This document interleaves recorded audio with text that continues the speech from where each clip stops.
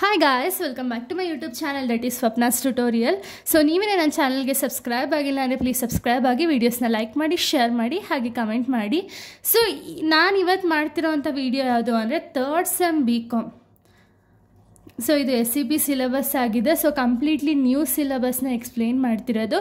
So present third sem BCom ಅವರ financial management ಅನ್ನೋ ಒಂದು ಸಬ್ಜೆಕ್ಟ್ ಇದೆ. ಸೊ ಫಿನಾನ್ಷಿಯಲ್ ಮ್ಯಾನೇಜ್ಮೆಂಟ್ನ ಫಸ್ಟ್ ಚಾಪ್ಟರ್ನ ಎಕ್ಸ್ಪ್ಲೇನ್ ಮಾಡ್ತಿದ್ದೀನಿ, ಓಕೆನಾ.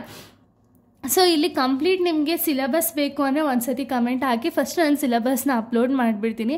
ಸೊ ಆವಾಗ ನಿಮಗೆ ಕ್ಲಾರಿಟಿ ಅನ್ನೋದು ಸಿಗುತ್ತೆ ಥರ್ಡ್ ಸೆಮ್ ಅವ್ರಿಗೆ ಯಾವ್ಯಾವೆಲ್ಲ ಲೆಸನ್ಸ್ ಇದೆ ಆ್ಯಂಡ್ ಯಾವ್ಯಾವೆಲ್ಲ ಸಬ್ಜೆಕ್ಟ್ಸ್ ಇದೆ ಅಂತ ಹೇಳಿ. ಸೊ ಇದು ಬಂದುಬಿಟ್ಟು ಫಿನಾನ್ಷಿಯಲ್ ಮ್ಯಾನೇಜ್ಮೆಂಟ್ ಅಂತ ಹೇಳಿ ಇದೊಂದು ಸಬ್ಜೆಕ್ಟು. ಸೊ ಈ ಸಬ್ಜೆಕ್ಟಲ್ಲಿ ಫಸ್ಟ್ ಚಾಪ್ಟರ್ ಏನು ಅಂದರೆ over view of financial management ಅಂತ ಹೇಳಿ. ಸೊ ಇದು ಫಸ್ಟ್ ಚಾಪ್ಟರು ಪಾರ್ಟ್ 1ನ ಈ ಒಂದು ವಿಡಿಯೋದಲ್ಲಿ ಎಕ್ಸ್ಪ್ಲೇನ್ ಮಾಡ್ತಿದ್ದೀನಿ, ಓಕೆನಾ. ಸೊ ನೀವು ನೋಡ್ಬೋದು ಇಲ್ಲಿ ನಮಗೆ ಒಂದು ಸಬ್ಜೆಕ್ಟ್ ನೇಮ್ ಏನಿದೆ ಅಂದರೆ ಫಿನಾನ್ಷಿಯಲ್ ಮ್ಯಾನೇಜ್ಮೆಂಟ್ ಅಂತಲೇ ಇದೆ.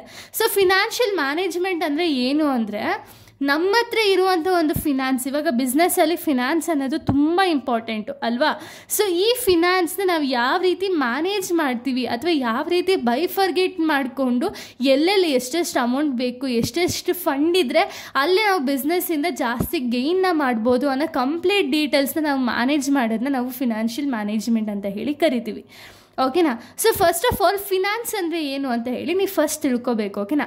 ಫಿನಾನ್ಸ್ ಅಂದರೆ ಏನು ಅಂದರೆ it refers to the flow of funds in an organisation. It involves usage and control of the money required for the business operations. ಅಂದರೆ ಫಿನಾನ್ಸ್ ಅಂದರೆ ಏನು ಅಂದರೆ ಇವಾಗ ಪ್ರತಿಯೊಂದು ಕಂಪನಿಲೂ ಕೂಡ ಅಮೌಂಟ್ ಅನ್ನೋದು ರಿಕ್ವೈರ್ಡ್ ಇದ್ದೇ ಇರುತ್ತೆ ಅಲ್ವಾ, ಅಥವಾ ಫಿನಾನ್ಸ್ ಅನ್ನೋದು ರಿಕ್ವೈರ್ಡ್ ಇದ್ದೇ ಇರುತ್ತೆ. So it refers to the flow of fund. Flow of fund ಅಂದರೆ ಏನು, ಮನಿ ಅಂತ ಅರ್ಥ, ಓಕೆನಾ. So flow of fund in an organisation ಅಂದರೆ ಏನು, ಇವಾಗ ಒಂದು ಆರ್ಗನೈಸೇಷನಲ್ಲಿ ಮನಿ ಅಥವಾ ಫಿನಾನ್ಸ್ ಅನ್ನೋದು ತುಂಬ ಇಂಪಾರ್ಟೆಂಟ್ ಅಲ್ವಾ.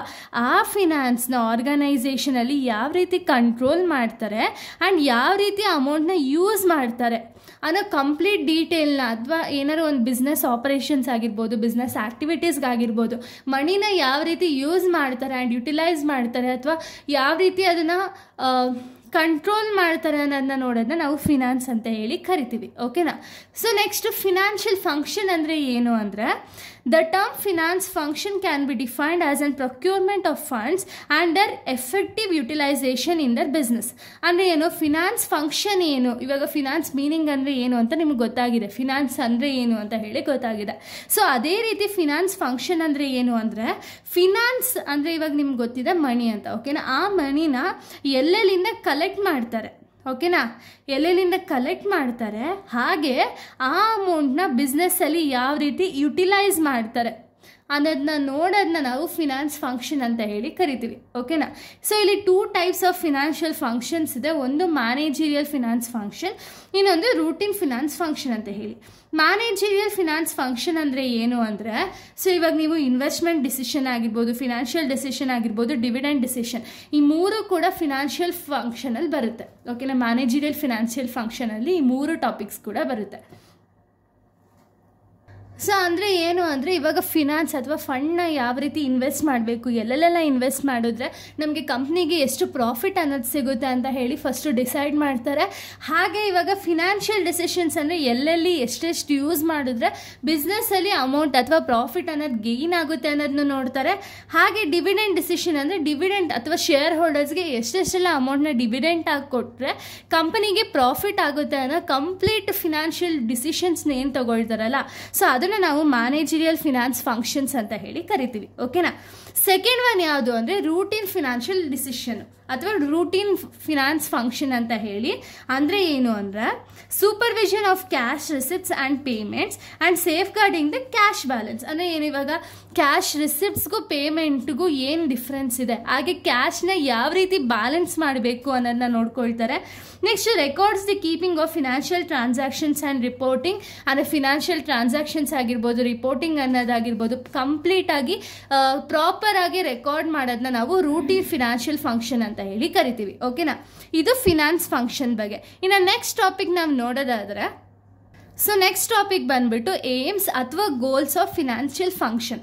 ಸೊ ಇವಾಗ ಫಿನಾನ್ಷಿಯಲ್ ಫಂಕ್ಷನ್ಸ್ ಯಾಕೆ ಇಂಪಾರ್ಟೆಂಟು ಅಥವಾ ಏನು ಏಮ್ಸ್ ಇಟ್ಕೊಂಡು ಈ ಒಂದು ಫಿನಾನ್ಷಿಯಲ್ ಫಂಕ್ಷನ್ಸ್ ಅನ್ನೋದನ್ನ ನಾವು ಆರ್ಗನೈಸೇಷನಲ್ಲಿ ಫಾಲೋ ಅಪ್ ಮಾಡಬೇಕು ಅಂದರೆ ಅಕ್ವೈರಿಂಗ್ ಅಡಿಕ್ವೇಟ್ ಫಂಡ್ಸ್ ಅಂದರೆ ಏನು, ಎಲ್ಲೆಲ್ಲಿಂದ ಎಷ್ಟೆಷ್ಟು ಫಂಡ್ಸ್ನ ನಾವು ಅಡಿಕ್ವೇಟ್ ಮಾಡ್ಕೋಬೇಕು ಅಥವಾ ಅಕ್ವೈರ್ ಮಾಡ್ಕೋಬೇಕು ಅಥವಾ ಅದನ್ನು ಯಾವ ರೀತಿ ಕಲೆಕ್ಟ್ ಮಾಡ್ಕೋಬೇಕು ಅನ್ನೋದನ್ನ ಫಸ್ಟು ಆ ಒಂದು ಫಿನಾನ್ಷಿಯಲ್ ಫಂಕ್ಷನ್ಸಿಂದನೇ ನಮಗೆ ಗೊತ್ತಾಗುತ್ತೆ.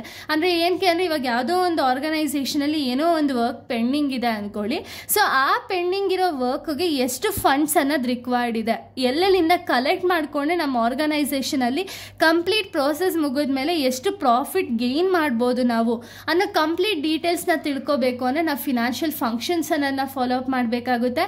ನೆಕ್ಸ್ಟು ಪ್ರಾಪರ್ ಯುಟಿಲೈಸೇಷನ್ ಅಥವಾ ಪ್ರಾಪರ್ ಯೂಸೇಜ್ ಆಫ್ ಫಂಡ್ಸ್ನ ಮಾಡೋದಕ್ಕೆ ಆಗಲೇ ಹೇಳ್ದಂಗೆ ಎಷ್ಟು ಕಲೆಕ್ಟ್ ಮಾಡ್ಕೋಬೇಕು, ಆ ಅಮೌಂಟ್ನ ಎಲ್ಲಿ ಯೂಸ್ ಮಾಡಬೇಕು ಅನ್ನೋದನ್ನೆಲ್ಲ ತಿಳ್ಕೋಬೇಕು ಅಂದರೂ ಕೂಡ ನಾವು ಫಿನಾನ್ಷಿಯಲ್ ಫಂಕ್ಷನ್ ಅನ್ನೋದು ರಿಕ್ವೈರ್ಡ್ ಇರುತ್ತೆ.